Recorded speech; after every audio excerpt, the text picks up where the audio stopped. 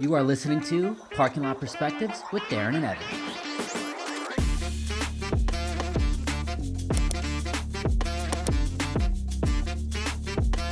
Welcome back to Parking Lot Perspectives. We're on episode 11. 1-1. We just saw Nosferatu. You know, as the holiday season is coming to a close, what better time to go see a dark freaking vampire movie than the day after Christmas? It was perfect. Perfect for those who received coal. Wow, if you want a dark, slow movie, this is it. But I will say, we've got some things to talk about. This is not a bad movie, just so everyone's aware. Evan and I, we enjoyed the movie. We just despised the movie theater that we saw it in, as the sound was terrible. People kept getting up and leaving. They were on their phones. A woman in front of us, 30 minutes in, she's at her phone. She's doing the shop app. I'm like, what is going on? People behind us. Anyways, we're going to a new theater in 2025, so hopefully things will get better, right? Yeah, we'll get that sponsorship, and the Regal will be no more. Speaking of sponsorships, does this hat look nice? The new gear? That's right. We're getting more subscribers, so we're getting more swag. We got more stuff money that we're going to be giving away. So, it's all coming your way. The funds are rolling in. They're rolling in right now. Those extra 2 subscribers, God bless That's you. right. So, we want to talk about Nosferatu. Plot, you want to hit the plot? This is up your alley. So IMDb does have it's a sentence. It's a sentence. So, Nosferatu is a remake. It's been remade, I think, 3 times. 1922 is the original with Max Schreck. 1979, I think, with Klaus Kinski did it. 2023, I think it was done again, and so this one. So Nosferatu is basically like the original Dracula, and this one is extremely well done. It's set in Germany in 1836. By the way, the movie was Vicksburg. Yeah, it was actually shot in Prague, as Evan did some research on this. Chechnya. Prague, Look at Evan. Evan's just like a geological mastermind. Chechnya. So it's really about the story of how Nosferatu goes from Transylvania to Vicksburg in Germany. Yeah. So that's really the plot. Without any spoilers, I mean, it's pretty much the origin of how it all begins, and it takes a little bit. It takes a while. So I want to make sure we're talking up front because, you know, one of the reasons Evan and I did this podcast and we continue to do it is it's 2 different perspectives. I've got the older perspective. He's got the younger one. So you remember the 1922. The 1922, I remember. Wise ass, thank you. I will say, those of you that might remember the old Hammer production movies in the 1960s that were done in Europe with Christopher Lee and Peter Cushing. We'll throw some photos up. It's very similar to that. It's just a higher grade quality of that. Yeah. But it was very good. I just... we'll cover each part. We'll cover the actors, the score, the cinematography. For those with my perspective, might remember SpongeBob episode, and I'll throw. He's gonna throw it up. I did not know what the hell he was talking about with the SpongeBob. The SpongeBob episode. Don't remember the episode too much, but there's a scene where there was lights flickering, if you remember, and then at the end they figure out that it's someone else, and then they're like, "Who's flicking the lights?" And then they go off screen to Nosferatu flicking the lights. I'll put it up. You'll remember and be like, wow, okay, that's what this is about. That guy right there. He did show it to me, and I was laughing my butt off. So, without further ado, we'll jump right into the cast. So, first off is Lily Rose Depp. That is Johnny Depp's daughter. Yeah. Excellent. Plays actress. Ellen Hutter. Thoughts? Blown away by the performance. This genre crap fits her acting style. You know, I haven't seen her in too many things. I think she was in The Idols on HBO Max. Was a fizzle. It did not do well, and I was kind of doubting her acting career because, you know, she's got the fame with her dad. Yeah. But wow, this was great. I was stunned. I will tell you, for not having a ton of credits, and she does not have a ton of credits, folks. No. She was phenomenal. Evan will pull up some of the... She's in The Idol, 4.4 on IMDb. So she went from that to this. That was her last thing. Did she not do, Tusk? Yeah. The King, Yoga Hosers. All under about 6.0 ratings. Okay, so not been in good stuff. This she was... I would tell you, this is almost... Some people would laugh. She could do well with maybe a Golden Globe knob. I don't know if it'd be a Oscar knob, but I think Golden Globe, she was freaking incredible. Johnny Depp. I mean, Edward Scissorhands type dark, vibe-ish. I mean, not as dark as that, but even the style, like even Beetlejuice. Beetlejuice. Oh, the daughter at the time, the original Winona Ryder. Yes, you get that sort of vibe. But she just pulls it out. I think she was way better than Winona Ryder. Well, yeah. I I mean, this was unbelievable this performance. is rated R performance. Yeah, good call. Not rated G. Next up is Nicholas Hoult. So I'm a huge fan of Nicholas Hoult. Some of you might know him from The Great that he did with Elle Fanning, I think was in that. And some other... X-Men. He was the Beast. The Beast. He was also, incidentally, he played Renfield in Renfield with Nicolas Cage, a movie... That's interesting. That's kind of the same character he is in this, but a different name. Huh. But Nicholas Hoult, I thought he was great again. I think he does a good job. Yeah. Believable. Believable. He was also Nux in Fury Road, Mad Max. If you remember the bald-headed guy with he sprays. That's his right. on his That's right. teeth, and Yeah, he's she's thrown off. Yeah. Spoiler. But very good acting. Again, his character. They follow his character. He's kind of the one that kind of finds Nosferatu. Yeah, and that's the setup, right? I think we need to tie it back because he is trying to get a promotion at work. And again, this is set in 1836, so it's very Christmas Carolish like. And by the way, this is also set during Christmas. Now, some of you might say, is it a Christmas movie like Die Hard? It was great. I don't think Die Hard's a Christmas movie, but this does take place at Christmas time. You wouldn't know. But I will say that he's given the opportunity to go to Transylvania. It's like a 6-week journey. That's how he finds Nosferatu. Great call. Yes. Great call. Next, we have to talk about the biggest star of the movie besides the Lily Rose Depp, Bill Skarsgård.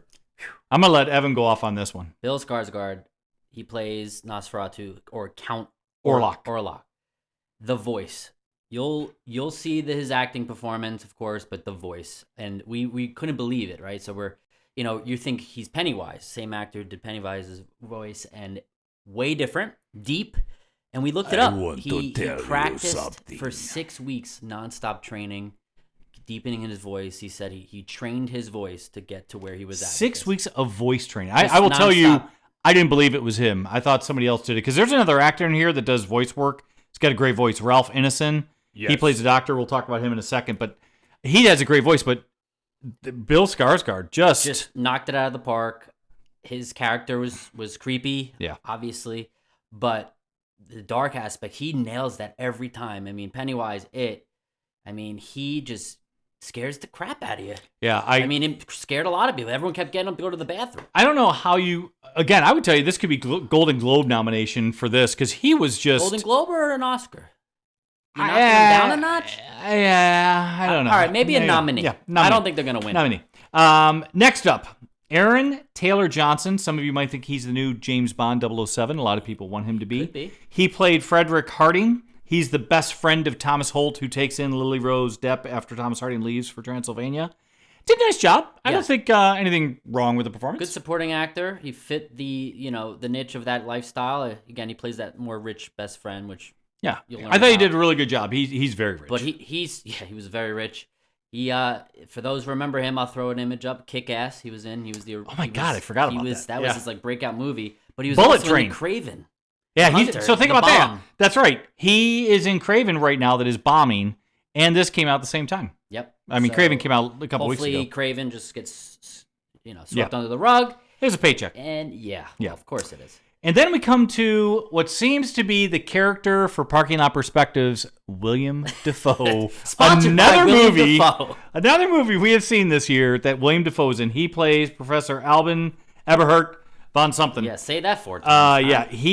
Are they kidding me with that name? Did they say that name in the movie like 4 times? I don't know if they did or not. I thought they just called them professors. Yeah, I think they did. But I will tell you, he was, as Evan and I were talking when we got out of the theater, that he just is fantastic. I mean, every role he touches. He can just make anything happen. And he makes it enjoyable. But this is, I think, again, like I said with Lily Rose Depp, I like this setting for him. Yeah. I'm not saying he's dark. He was actually in Poor People? The one that got all the awards recently. Oh, yeah, yep. Poor Human, something. We'll fact check it. He plays like that dark character in that too, like a weird character, and it was cool. Evan looked it up too, that this is the 3rd time that he has done a project with Robert Eggers, the director. He did Kingsman, The Norseman, The The Lighthouse, and now this. So 3 times. So they must have a really good They got a little repertoire. bond. Yeah, a I mean, little I would bond. have a bond with him. He's Good a cool charisma. dude. Yep. Next up is this one. Evan and I could not put our finger on during the movie. We didn't talk like the people sitting back to our left. Yeah. But Shout out to you. yeah. But Emma Corrin, who played Anna Harding, so Aaron Taylor Johnson's wife, she's a blonde in this movie. For those of you that might remember her, and you're like, who is she? She played Professor X's sister, I believe, in Wolverine and Deadpool. Cassandra Nova. Yeah. The latest movie that just came out. Yeah. The villain. The villain. Bald-headed woman. She was very good in this, but Evan and I could not figure out where she was from. Because she's got a blonde hair. I mean, she looked totally different. So she was good, but she was a lower key character, not a lot of focus. Just no spoilers here, but pay close attention to that family. That is true. Next up, Ralph Ineson, we talked about. He plays Dr. Wilhelm Sievers. I thought, did a really good job. He was inserted at multiple times in the movie. I thought he did a really good job. He's the one who recommends William Dafoe's character to come help out and solve the issue. He does. He did a lot of. You said it yourself. He's in a ton of voice acting. And His voice. Let me look him up. Shout out to Chris, one of our neighbors. He was actually the voice of Lorath in Diablo 4. Chris is a massive Diablo 4 video game shout player. out to you. That is awesome. Yeah. Next up, Simon McBurney. He plays Knock. He is the boss of Nicholas Holt. He's the one who tells him to go get Nosferatu or Count Orlok from Transylvania. Yeah. He turns into something. I don't want to give it away. That was some of the most disgusting stuff I've seen. I mean, PETA's going to be all over this. Oh! Not kidding.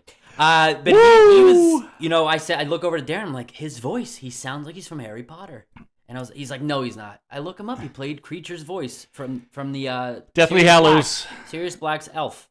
Yeah, I still don't. Was Creature. I'm gonna have to watch it again because I just don't remember. Yeah, the same height and everything. But he wasn't. He played in Mission Impossible. That's where I know him from. Yeah, I think he's always he's always a bad guy. But anyways, guy. the actors were just I thought Simon McBurney, for the part of the movie he was in, parts he was good. Sick. He sick. Plays a sick son of a gun. Yeah. So that's the cast. We've got the director, Robert Eggers. I think Evan knew a little bit more about him. This is a young guy, by the way, born in 1983. That's a young guy. We're watching the coming attractions or the previews, and there's a commercial that comes up. Darin goes, "That's the director." He looked just like his IMDb picture. It really does. But no, he did The Lighthouse. I didn't see The Lighthouse, but I think that was all black and white, if I'm not mistaken. I believe so. That might have been why I didn't want to watch it. But I got to give it some credit because he directed that and he did this one, so very good. And then The Northman, I did see that in the theater. Very gory. Nice. A lot of gore, so mimics this. And then he did The Witch. I think The Witch was the first one that kind of, started his career, and I don't even know what that is. But check it out. He's, I guess, an up-and-coming director. He's done a lot of shorts, looking at his IMDb, but this one, it should propel him up to the top. Well, and I think the other thing we want to talk about is the score. The composer of the score is Robin Carolyn. Again, he has worked with Robert Eggers before. He did The Northman, so he's done a thing already. So there seems to be the same thing goes around Hollywood. You get a director, he's got the ensemble cast, he's got the people he likes to work with. Spielberg. It was a strong score. Very. And we always joke about the theater we go to, the Birkdale Regal. And shout out. Day after Christmas, day after it came out, and it's already in one of the smallest theaters. I think I've sat in a living room with a bigger TV. Yeah, I don't understand what their philosophy was.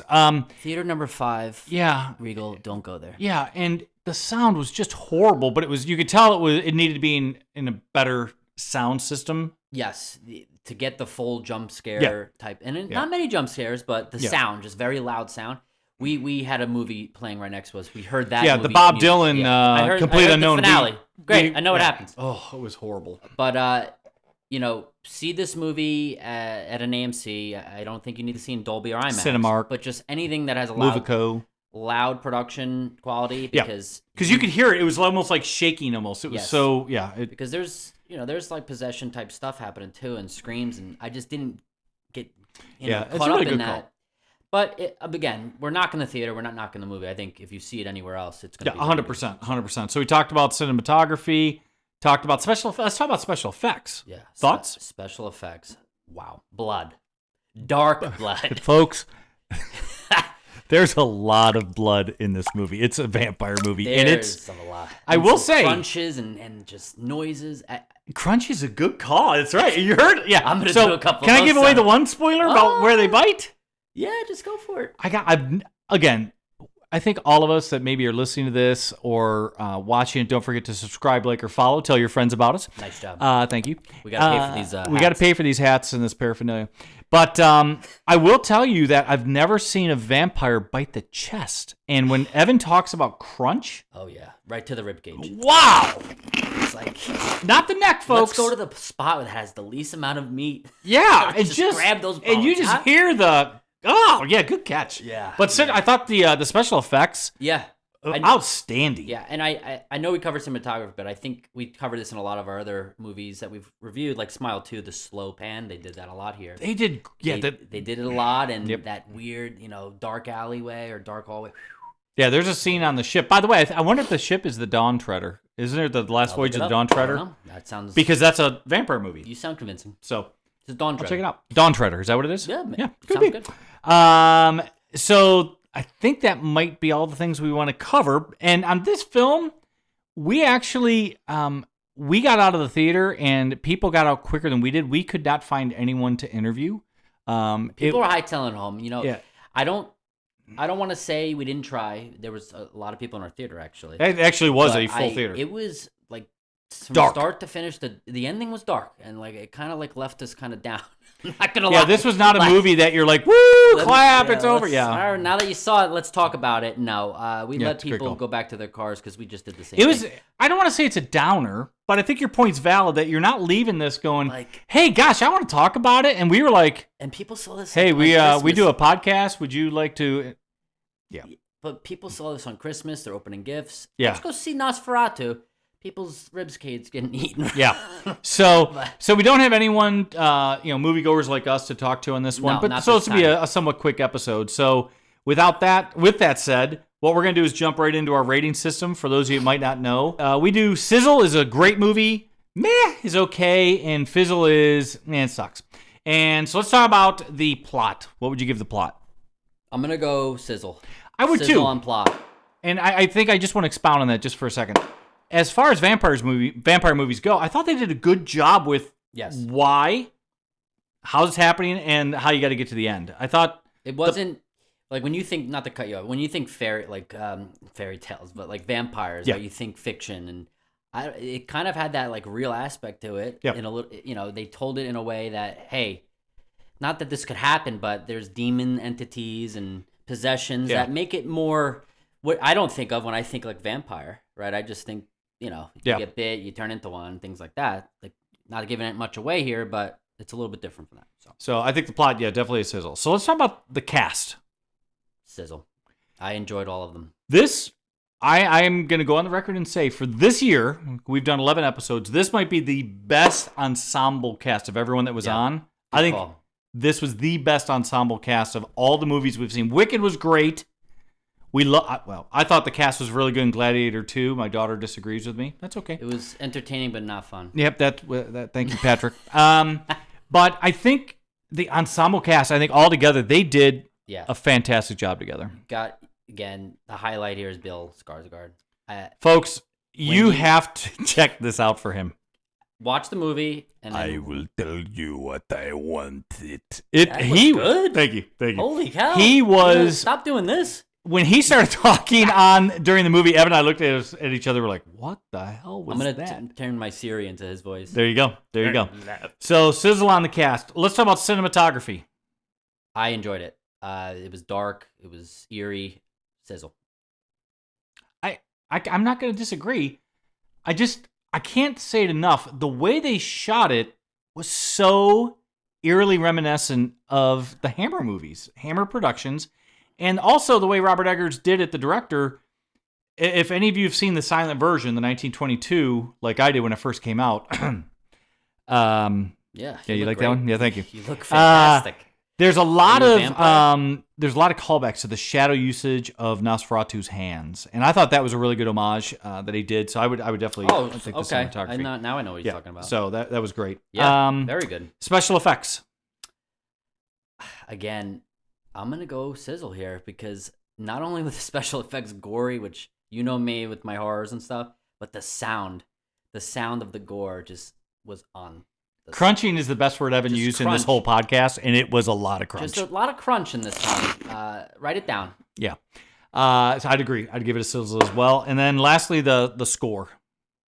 Score was good. I don't like giving perfect scores, and I'm gonna knock down to a meh on the score just because I didn't get the full experience. Maybe it was the theater for me. That's fair. I was expecting more jumps with this one. I was grossed out most of the time, but Is that really the score's issue to give you jumps? yeah, the music, right? It was high. There were certain scenes, and then the jump, the I loud think that would be bangs. cinematography. But I would agree. I think the score, we could have done more. I think there could have been more. I'd give it a May as well. It was great. I thought it was very impactful when we watched the movie. But yeah, it's not something I'm like, wow, I would go out and buy that. Hans Zimmer. Yeah. That's a wow. Yeah, I mean, you think about, this is going to sound geeky and Evan's going to laugh at me, but when then Untouchables came out with Kevin Costner, Sean Connery. Yes. 1992, that was good. something back there. That was Ennio Morricone, right? Who I did The was Good, not the Bad, born. the Ugly. Yeah. Thank you very much. I went out and bought that CD, that score. I mean, the score was that impactful. This was not. My I'm not brothers running loved out. that movie. I'm not running out to buy this. So I think you're spot on. Yeah. The director. I'm gonna go mad a sizzle for him. Again, he doesn't have many in his portfolio just Ooh, yet, but The Lighthouse I portfolio. didn't see, so I can't really give him credit there until I see it. Yeah, black and white. We It's just just don't not do- for me. Maybe the 10 minutes and then they go, oh, it's color. But for what he put out here, if he keeps doing these type of movies, I think it's gonna get better and better. Sizzle and sizzle. But for right now, meh the sizzle. I'd give him. God dang it! I agree. I agree. So overall, what would you rate this overall? I'm going meh to sizzle as my final. Can we get a concrete answer, ladies and gentlemen? Can we get a meh or a sizzle? I'm gonna go meh. You suck. By the way, I'm going to agree with him, and it kills me to do so. And here's why. It, again, could have been shorter. And I'm not We didn't really against... talk about that. But yes. I'm not against long movies, team. Okay? I just want to tell you. But this was What is it? It is 2 hours and 12 minutes. 2 hours and 13 minutes. This easily could have been 150. Easily could have been There were 150. parts that were drawn out, and that's Wow. when we say it was slow. But not having a chair that rocks and things like that. I mean, It's like watching a movie at your high school auditorium. it really yes. And by the way, for the people that, watch movies, you don't have to be pigs and leave your stuff all on the ground. I mean, I know there's workers that clean up, but you know what? Maybe that's why people don't like going to the theater anymore, because you got people that just trash the theater. Anyways, wah, wah, wah, wah. But that's the only reason I'm not going to give this a sizzle. because of the theater's cleanliness. No, good catch. Thank you. Oh my God. For the length of the movie, I don't think No. it needed to be 213. They did not need to be two. This should have been 145, 150, 155 max. Yeah. Evan's spot on. They drew it out at places, and to me that's a big reason why I can't give the movie like woo. Good movie to watch. I would definitely go see it in a good theater that's Yes. got good sound. Yeah, But- good sound. If you're gonna wait to watch this at home, do not have any glare on your TV. Do not watch this during the day because it's all dark. It's the whole movie's very dark. good catch. It's very because dark. I've seen many movies that are dark and I'm miserable because you can't see anything. That's a really good call. I don't know why I'm thinking of this, but the last Harry Potters, the Deathly Hallows. Oh, they're all dark, yep. And it's like you can't even see anything if it's during the day. Evan has an eye problem, but we'll Yeah, discuss I have that 20/20 later. vision, but anyway, it was tough to watch during the Yes. day. So, with that said, we both have given you a meh on the movie, sizzle to meh. I still think it's a darn good movie you want to go see. I do Yes. think it's got a lot of things, just the timing. And some of you that are going to listen to this or watch it, you're going to be like, really? That's what? Yeah. I mean, if you want to go to a movie, I want to be entertained. I don't want to be put to sleep. And even if we had comfortable chairs, I saw you check your watch one time. yeah, I was That's like, never a good sign. Never a good sign. I mean, I'm thinking back, like Wicked. I never checked my watch in Wicked. Never. Yeah. And that was 2 hours and 40 something, I Yes, think. it was. And time went on that one, and it was like, man, it's going. I said this, and not to cut you off, but I said this the last time. It's these dark horror type thriller movies. They can't be longer than 2 hours. You can't. My friend here has said that numerous times, and he said that back in September when we started talking about the movies to see, because he's a horror guy. It's true, though. You are spot on, man. If one of you can name me a movie that's over 2 hours, and there's probably a lot, that are horror movies, that are good really horror good, movies. You're not bored through it, please let me know. Yeah. So, with that said, we'll wrap it up. We're going to come back in 2025. We don't know if we're going to do The Complete Unknown, the Bob Dylan story. Yeah, that could be the next But your one. brother saw it, right? Our family friend, Charlie, shout out. He said to check it out. He said it's very good. Timothy Chalamet, great actor. He does his own singing, if I'm not mistaken. Yeah, he practiced. Yeah, so we don't know. His voice is probably... You can hear it in some of them. Yeah, well, I saw it through the theater Once upon a time, you look so... Yeah. So we don't know if we're going to go do that one at our new theater, but just be on the lookout for us. Again, we'd appreciate if you subscribe, follow, please. Tell your friends, give us feedback, send it to us. We're back. We're back. Ready. 2025 is right here. That's right. We're going to go hard here. We're going to go crazy. So we'll talk to you all later. See you, everyone. Take care. Bye-bye.